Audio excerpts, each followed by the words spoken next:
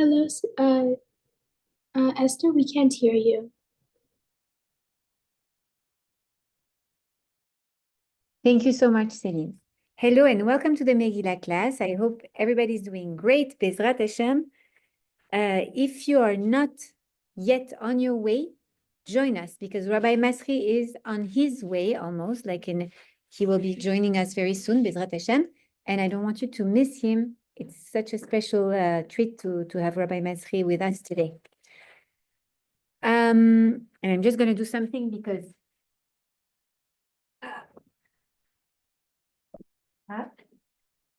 there you go. Sorry. Okay, so today we're going to speak about the Megillah. We're going to continue. We were chapter 3, and we are going to speak about the tragic decree that Haman decided for our people, right? We're going to see how it was fomented. We're going to see how also like the, you need help? No? Yeah, the similarity with what's going on today.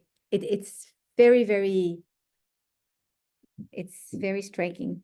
So let me just put you the text.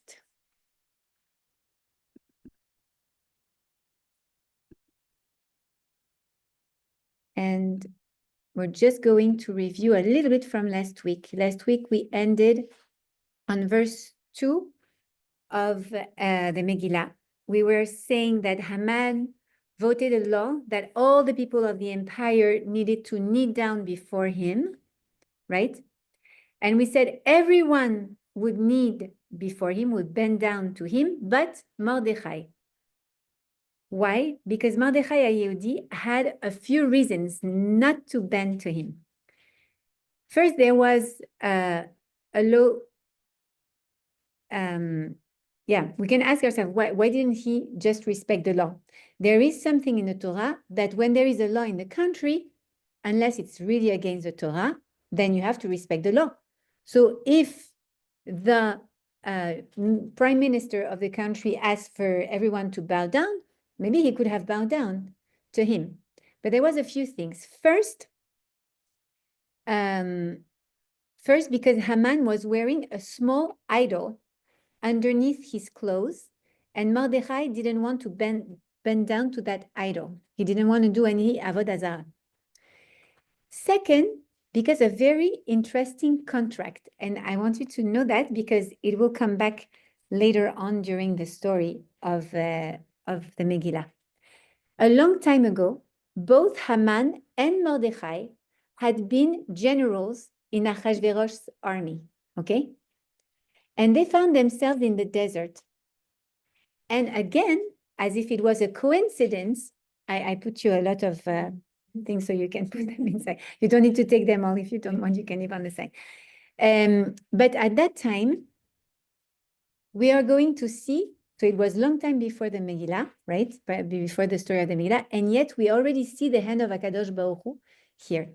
So Haman and Achashverosh are two generals of the army, Haman and Mordechai are two generals of the army of Achashverosh. And the thing is that they are in the desert and they are waiting to fight, but they're waiting for a long time. And it happens that the general Haman at that time doesn't manage his stock of food well enough. And at one point, he ends up being totally out of food, nothing to give to his soldiers.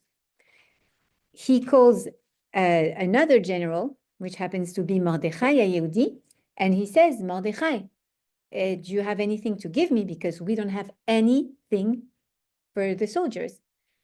And so Mordechai says, you know what? Yeah, I will give you water and food for your soldiers because I have plenty. But on one condition. Really? What's the condition? You have to become my slave.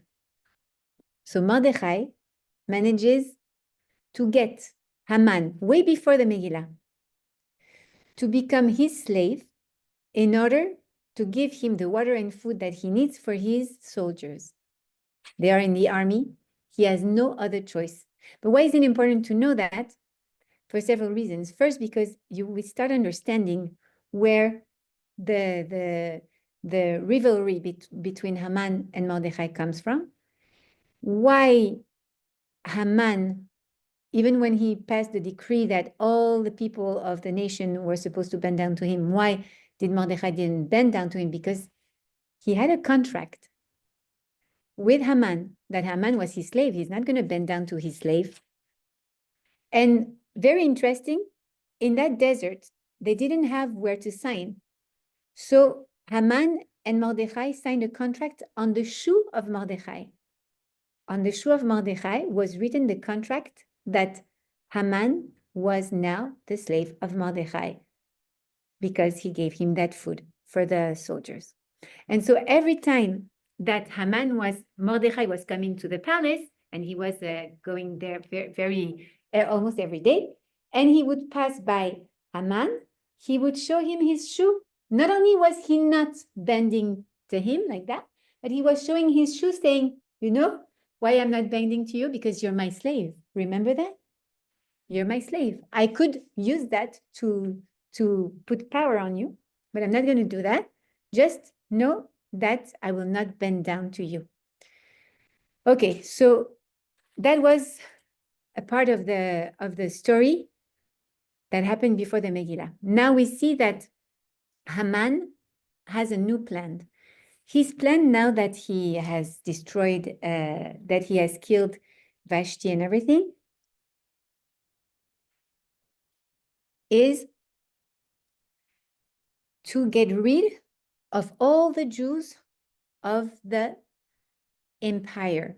And actually, all the Jews that ever existed at that time were living in the empire. So when he wants to get rid of the Jews, it means like really to do a real genocide. Haman is about to make the first anti-Semitic pamphlet ever done, before Mein Kampf, before the Sages of Zion, before all that, right? But we're going to see how he's going to do that. He will, and we're verse 8. Anybody wants to read the verse 8? In English or Hebrew? In English, it's fine. Okay, I'm fine. Haman then said to King Ahasuerus, there is a certain people scattered and dispersed among the other peoples in all the provinces of your realm, whose laws are different from those of any other people, and who do not obey the king's laws. And it's not in your majesty's interest to tolerate them. Okay, so this is the first, those are the first words. And actually, there is a beautiful midrash that is going to give us more information about that speech that Haman gives to Achashverosh, right? What is very interesting is that he will take all our minagim and he will transform them as if they were crimes against the kingdom or against the nation, right? I don't know if you know, but before World War II, there was a conference of Wannsee in 1942, where all the Nazis governors were preparing the final solution, right? Well, it's about that. It's almost the same. We have Haman and Achashverosh, who are both huge anti-Semitic. They hate the Jews, both of them, right? And they are trying to describe now and to find out all the reasons why it's legitimate to kill those people. We have to do it for the sake of the nation, right? He says Haman is going to turn all the details of our Jewish life as if they had terrible intentions, right? As if all our lives were dedicated to disrespect, dishonor the entire empire. And that's exactly the same propaganda that we see today, unfortunately. It's terrible to see how like the history repeats itself every generation. Even though we read it in the Haggadah, every generation there will be someone who will raise to destroy you and Hashem will save you with his hand, right? We know that, we sing it even. But it's difficult and it's painful to see that it's so true. Why are we not able to break the cycle? It keeps on repeating it forever, right? Today, what do we have? I was listening to a Christian Lebanese, very recently, who was telling that when she grew up in Lebanon, she grew up and at school and in her house and everywhere, they would teach them that whatever problem they had in their life was because of the Jews. The Jews and Israelis and Israel was responsible for any problem. It's not only real in Lebanon, it's true in Palestine, in Gaza, in Jordany, everywhere, right? The Jews are those who are claimed and taught to be the bad guys, the enemy, the one responsible for everything. Okay? So here we see that it's repeating itself again today. Any injustice is because of Jews. The Midrash here tells us 4 things. They tell us that Haman gave more details about what they do, those Jews, against the country. He says they kept Shabbat and the Yamim Tovim. What does it mean?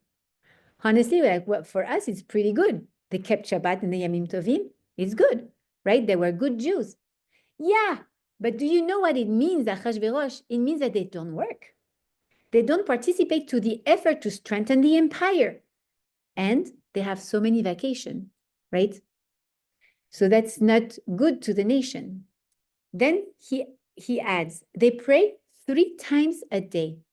So you know what? Even those days when they work, they are not efficient because they pray to their God 3 times a day. Come on. What can they achieve during this time when they're working? They're really not beneficial to the nation, to the empire. Third thing, they torture their kids. Do you know? Those people don't have any respect for their children. When their children are babies, they do what they call a brit milah. They torture them. And they even make them fast on Yom Kippur. They are not human beings. They are evil. Right? So this is what the Midrash tells us. Now, if Chaya, if you don't mind, would you like to read just a little bit in Hebrew so that we have the words in Hebrew also? 8, number 8. Yes, please. ויאמר המן למלך אחשוורוש, ישנו עם אחד מפוזר ומפורד בין העמים בכל מדינות מלכותיך, ודתיהן שונות מכל עם, ואת דתי המלך אינם עושים, ולמלך אין שווה להניחם. Okay, thank you so much. It's very interesting. He says, עם אחד מפוזר ומפורד. What is that?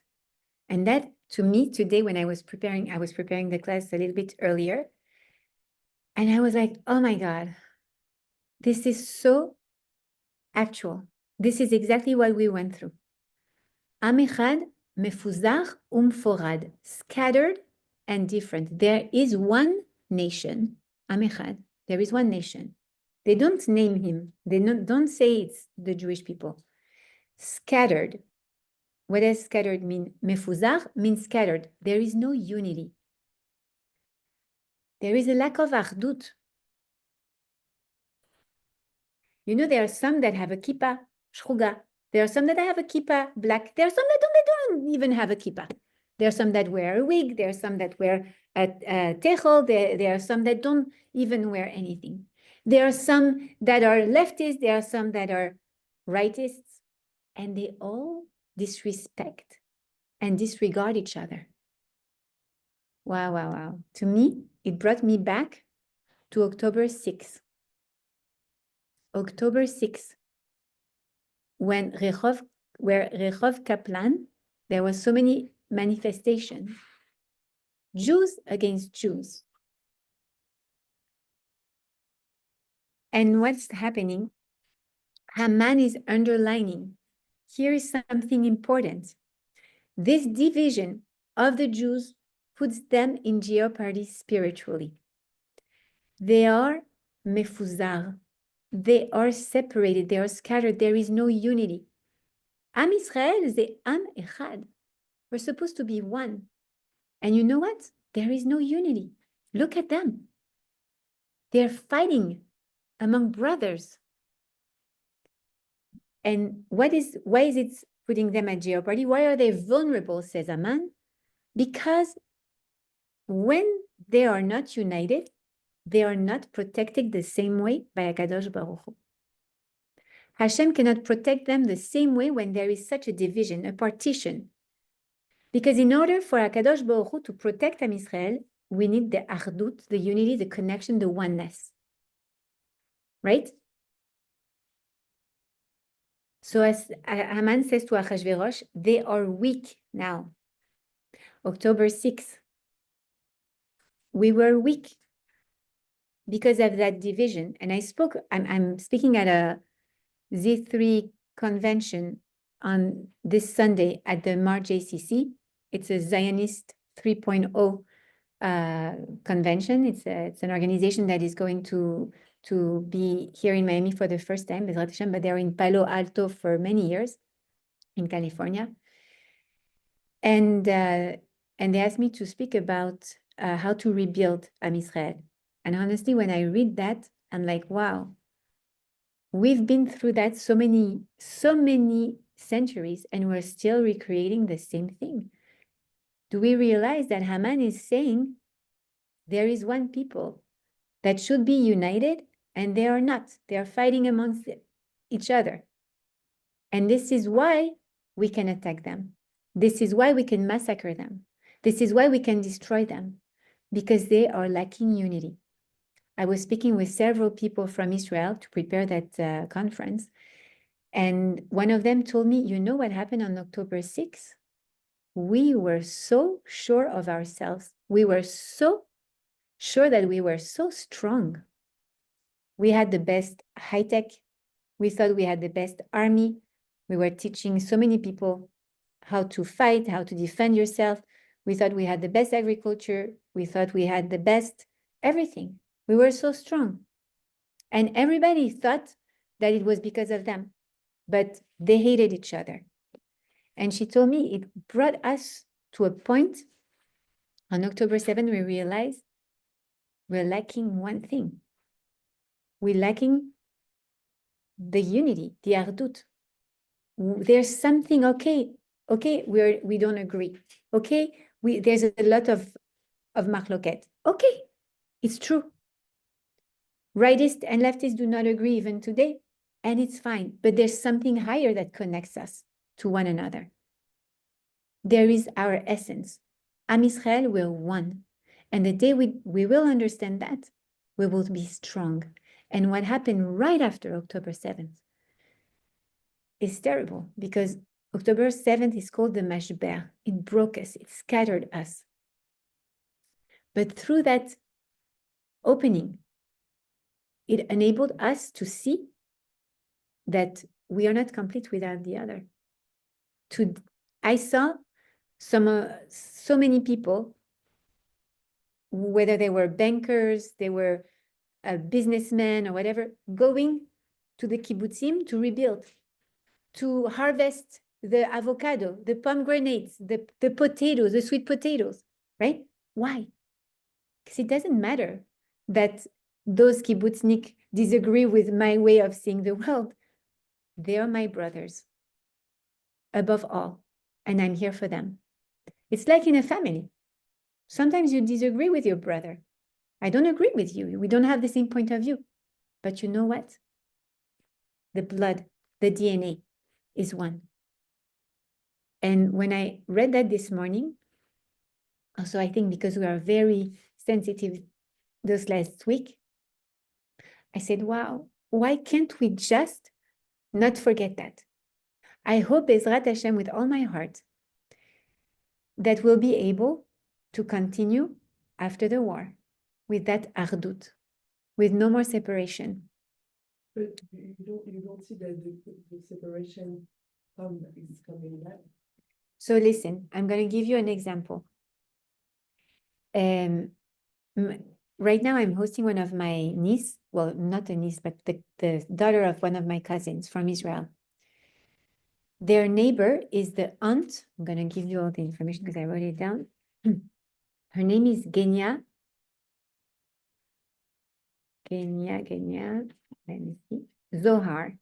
She's the aunt of Omer Neutra, who was an officer in Israel, right? He was a hostage, and recently they learned that he was unfortunately killed on, yeah. But what is terrible is that, so this woman, she's very connected to Akadosh Baruch Hu. When her nephew became a hostage, was kidnapped as a soldier, she decided that every Motzei Shabbat she will join the movement in Kikar Achatufim, right? And this movement was created by leftists to start with. And she will join the movement, but she will bring something different over there.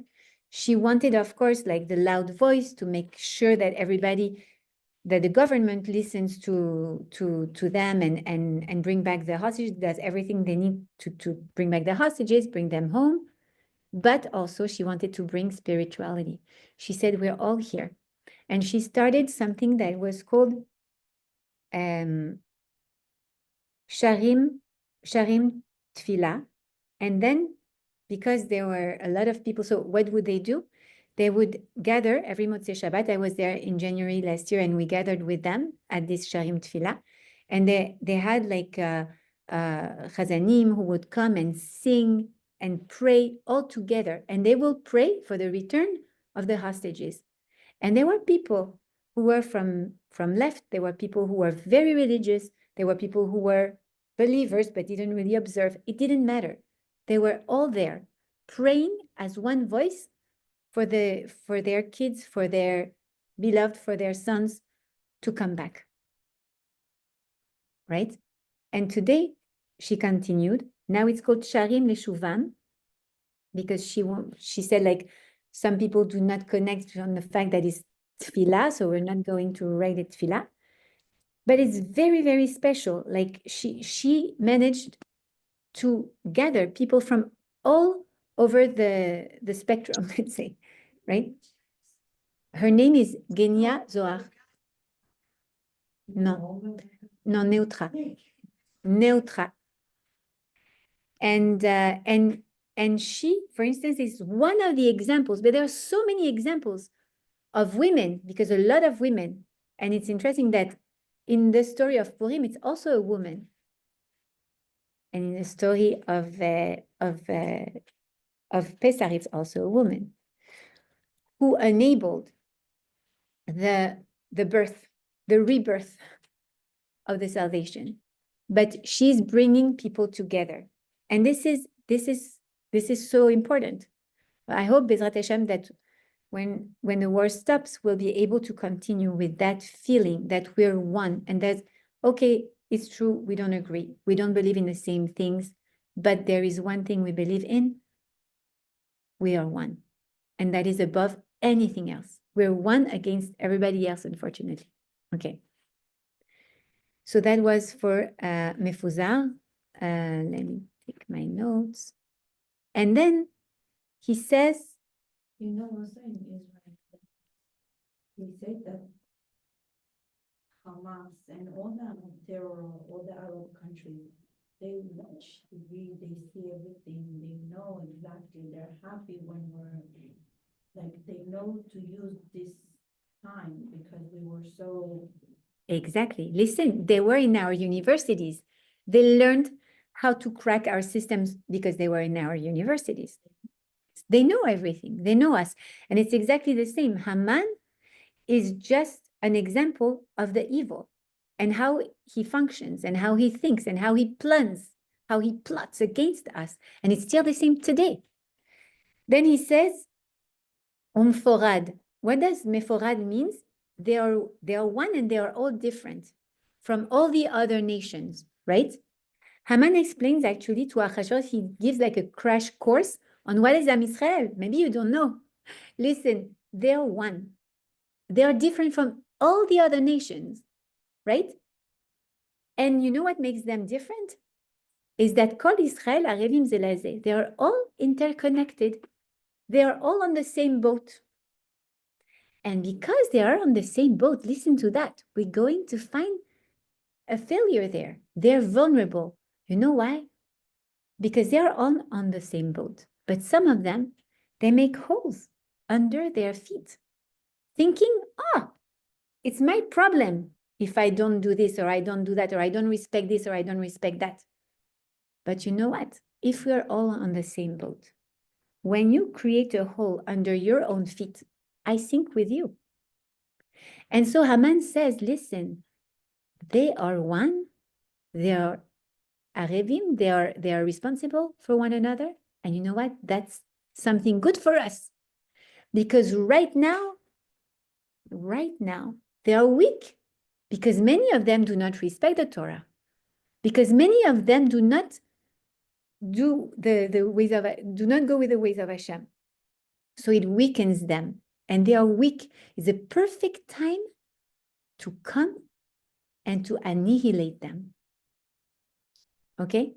Now we understand also the importance of Zikuy Arabim when we are Jews to bring back, to inform the people around who do not know about Torah and mitzvot. Look, get informed, get in touch. Look how important it is today, right? We have the so many also mothers of hostages, or even like what's his name? A hostage who came out very recently. He came out and he asked, what do you want? He said, I want a kiddush cup and chalot. Why? Because I was there and I know what I need now. It's about to be Friday. It's about to be Shabbat. That's what I want. Another one who asked for tefillin, right? Another one who is able to keep Shabbat in Gaza. It's just, we have to realize, as we read that, really, as we read the Megillah, we have to realize this is giving us the solution to what we need to do in order to avoid that. So Mefuzar Umforad, he says, don't worry, Achashverosh. Their God cannot protect them perfectly because of those two things. And plus, they are parasites to the society. Because you know what? They have Chagim every single month, which is not true because at that time, we didn't have a Chag in the month of Adar, for instance. But that's also like a funny thing, you know, like a lot of things are hidden in this Megillah. HaKadosh Baruch Hu is telling Haman, oh, you're saying that? Well, you know what? We're going to create a special Chag. When you die, we will rejoice on Purim for that. So, welcome, Katie. This list is actually a proof. Then he's going to make a list of things that is a proof that the Yehudim should be destroyed. But the truth is actually for us, it's a proof that the Yehudim are actually respecting Hashem and that there's so much strength. And we see here that Hashem will see that in his kids and will save them. That the situation is not that bad as we think. On the contrary. For instance, he says they are not loyal to the king. And the Midrash explained, this means that Haman told the king Achashverosh, you know, they are not loyal to you. Because do you know that they have something? If they have wine, if they're drinking wine and a fly comes into the wine, it's disgusting, a fly. They will take out the fly and they will drink the wine. But if the king, the holy king, touches their wine, they will not drink from the wine anymore. How disrespectful are they to you, King Achashverosh? He's trying to push him, right? But the truth is that yeah, exactly. So it's good, actually. It means that they keep kosher. Great, Baruch Hashem, right? But it's an offense to the king. And then he says to them, says the Midrash, they don't marry non-Jews. Do you realize? That's very bad. They don't have respect for us. They don't value who we are. But the truth is, it's also a very good thing. Baruch Hashem. Then they are not loyal to the Persian nation. And the Midrash explains that this is a reference to the fact that at that time, when we read the Torah, after we prayed, we said a bracha that we would like to go back to Israel, that HaKadosh Baruch Hu bring us back to Eretz Israel, right? And Haman says, see, they curse our nation. Because if they want to live, to go back to Eretz Israel, it means that they have no respect for our nation. And by the way, it's very interesting. It's because of that after the Haftarah today still, we do a bracha for the government of the nation where we live. So that we prove the nation that, you know what, we respect you. Israel is in our heart. But we are grateful. We're grateful that you welcome us into your land. Okay, verse number 9. Anybody would like to read in English? Go. Sure. If it please your majesty, let an edict be drawn for their destruction, and I will pay 10,000 talents of silver of the stewards for deposit in the royal Treasury.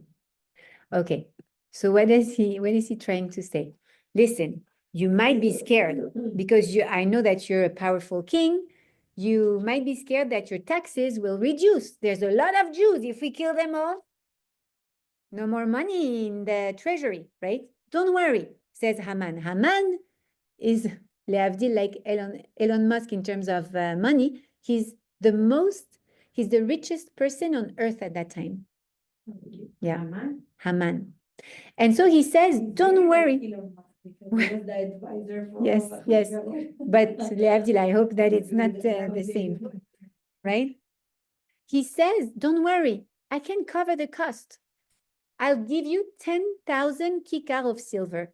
And there is one midrash that says, one commentator that says that it will correspond today to $5 billion, more or less. Okay, so it's covering all the expense, don't worry. But you know what? Achashverosh, he refuses the money. And he leaves, and he says,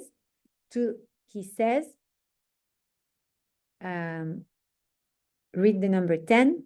Thereupon, the king removed his signet ring from his hand and gave it to Haman, son of Hamedata the Agagite, the foe of the Jews. Okay, so what does it mean? What is he doing when he removes his ring? We have to remember that at that time, even if it was like kind of a dictator, the king had to approve any decree that any minister would bring to him. He says, listen, no need for the money. Thank you so much. We have the same agenda. I too hate the Jews. They don't say the Jews, by the way, we'll see that. I too hate the Jews.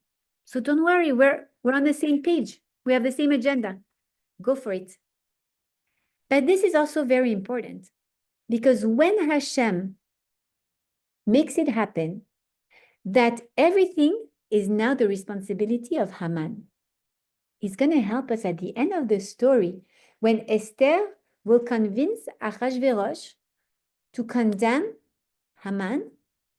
Haman will be the real responsible for all that because King Achashverosh, if he had been really involved in decision making in this decree, it would have been difficult to retract from what he said. But he says, it's all yours. The nation is all yours. It's all in your hand. You can take my seal and seal it with my ring. Go for it. It's all in your hands. So it's very interesting because we could think, whoa, well, yeah, it's problematic. What's going to happen?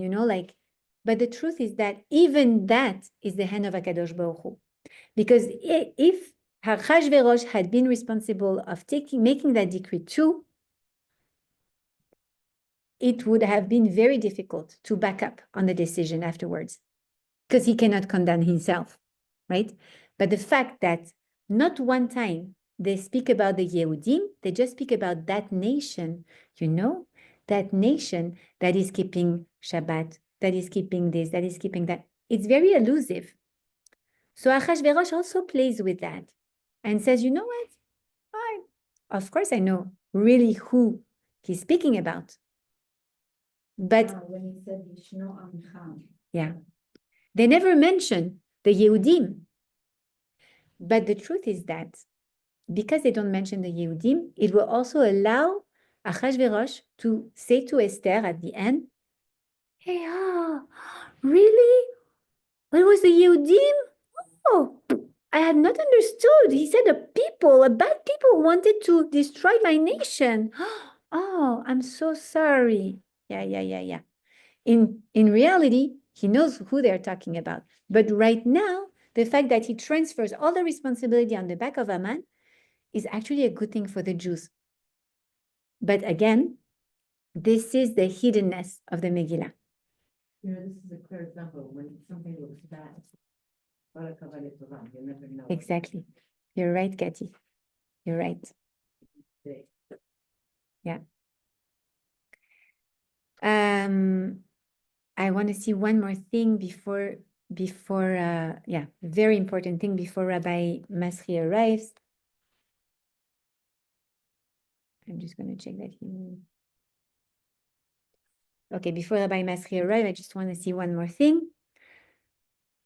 Verse 13. Verse 13. So now he did seal the decree. There is a decree. There is a decree that has been set for the entire nation. The nation decreed, okay, that in the entire nation we will have to get rid of all the Yehudim, all the Jews, okay? He sealed that. He said that. That's it. But you know what he's going to do in verse 13?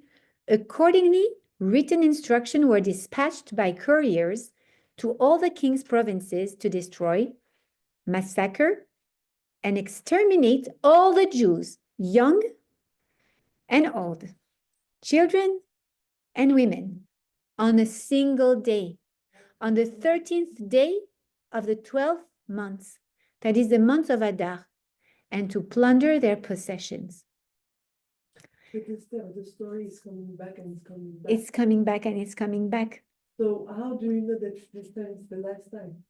We don't know. We have to act differently. That's why we have to learn from that. Differently before. And there is the Holocaust, and then the Holocaust. But what do you see every time? Every time you see the same. And in 39 it was the same. German Jews were exactly the same. So we're going to be separated. So we have to act as one. We have to learn from history.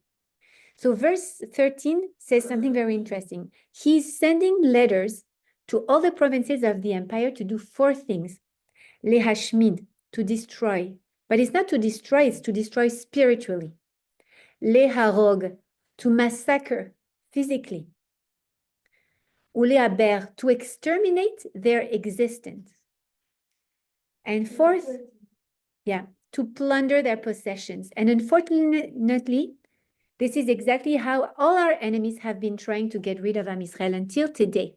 Purim, we celebrate more the physical destruction, Chanukah more the spiritual destruction, right? But it represents the same threat for Am Yisrael throughout history. Even the 20th century, we saw Western Europe with the Nazis, Imar Shemaim, who wanted to destroy the body of Am Yisrael. And Eastern Europe, spiritual destruction with the communists, right? So it's the same. And each one of those 4 destruction represents one mitzvah of Purim. The first one, destruction, spiritual destruction, we rebuild. How do we rebuild? Reading the Megillah. On Purim, we read the Megillah to rebuild the destruction, the spiritual destruction that they wanted to cause to us. Second, physical destruction. What do we do on Purim? Second mitzvah, we do a mishteh. We eat physicality. We build our physical strength. Third thing, they wanted to destroy our existence. There's no Jews. They don't exist. Oh, really? You know what we're going to do? Mishloach manot. You exist to me. I give you something. I recognize that you exist. I have to find 2 friends at least to give them 2 foods, right? Mishloach manot. And 4th is the possession. You want to annihilate to plunder our possessions? We're going to do matanot levionim. We're going to give presents to the poor people, right? So each thing that they wanted to destroy, we rebuild every Purim. And when we do that mitzvah, we have to think about it. Because this is giving us the strength today again to rebuild.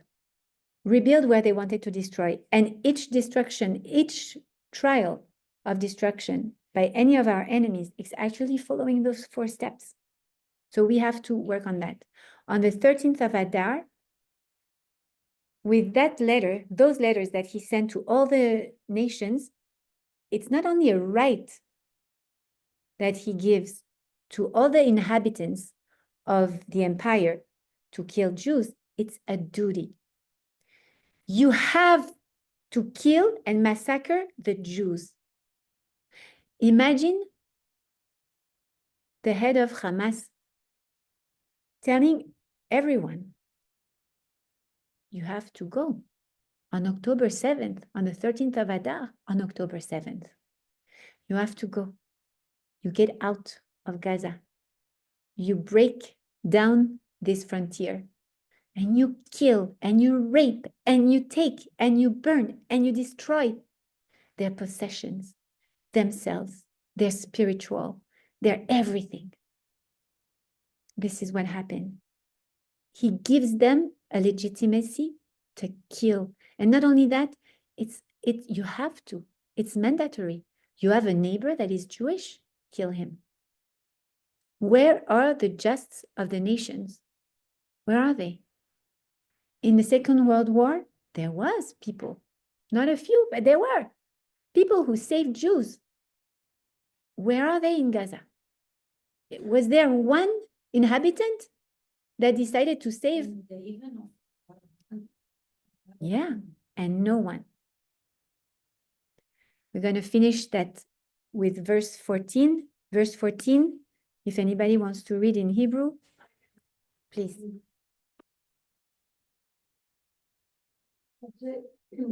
שגל הכתב להינתן דת בכל מדינה ומדינה, גלוי לכל העמים, להיות עתידים ליום הזה. The text of the document was to the effect that a law should be proclaimed in every single province. It was to be publicly displayed to all the people so that they might be ready for that day. Do we know the time frame between the letter and? I can find out. You're right. It was not on their phone, but today, October 6th, for sure it was on their phone. And then verse 15 that closes chapter 3, the couriers went out post-haste on the royal mission, and the decree was proclaimed in the fortress Shushan. The king and Haman sat down to feast, but the city of Shushan was dumbfounded. Basically, yeah. So here we see that they sat down and they drank. Why? Honestly, like same thing. The governors of not governors, but they were celebrating. They were celebrating. Yeah, the death and the decree. The Meguilat is here for us to learn to reveal the hidden miracle. So what's happening now? We have the richest man on earth, Haman, and we have the most powerful man on earth, Achashverosh. They sit down, they seal that agenda. And yet, so imagine, who can save us from that? Right? HaKadosh Baruch Hu. This is told just to make us understand what a miracle it was. It was a miracle They all hated Jews. And the governor, the richest person on earth and the most powerful person made a deal. Let's make them all kill everyone, all the Jews. Please, and feast, rejoice over it, celebrate that. And yet, HaKadosh Baruch Hu is going to make that huge miracle. So it's very important to realize that. And with that, we're going to conclude, and we're going to welcome Bezrat Hashem, Rabbi Masri, who's going to be there very soon. You know, I can't take that on my mind, but really, Babe, Une seconde. stop for a second. Pull the chest out. Sit normal. Salut. but Yeah.